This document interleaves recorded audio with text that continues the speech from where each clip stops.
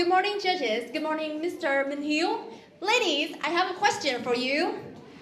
So, what clothes do you think that the winner of our beauty pageant will wear in a crowning moment? Yes. So, áo dài is one of the most iconic clothes in Vietnamese women, and in other pageants, the winner usually wear gown for the crowning moment. But in this beauty pageant, it's different.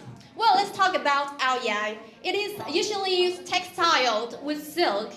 In the past, áo dài is usually worn in Vietnamese people, and it shows up the aesthetic and ethnic image of Vietnamese people. Now let's talk about the áo dài in the World War era. I want to share with everyone a character in the area. Do you know Madame 𝐏𝐸𝐻𝐵? Yes! She's one of the most talented diplomats of 20th century, and she's what inspired thousands of Vietnamese women to believe in themselves, to reach the star and achieve unprecedented milestone. I still remember that when she came to the Paris Peace Accord in 1973, she wore áo dài in front of many superpower leaders back then to show her patriotism and eagerness for liberation and independence of Vietnam.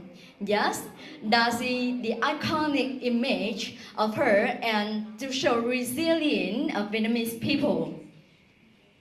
Okay, so now I'm going to talk about áo dài in nowadays society.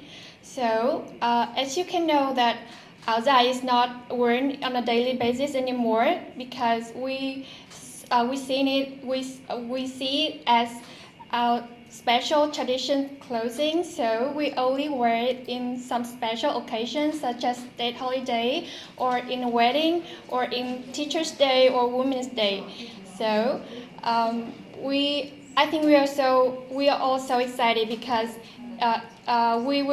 the winner of this beauty pageant, will be wearing áo dài in the crowning moment, and I think it is our responsibility to preserve the image of Vietnamese wearing áo dài, and as the candidates of Miss National Vietnam 2024, I think we all hope to represent the image of us wearing áo dài in the Miss International in Japan. Thank you.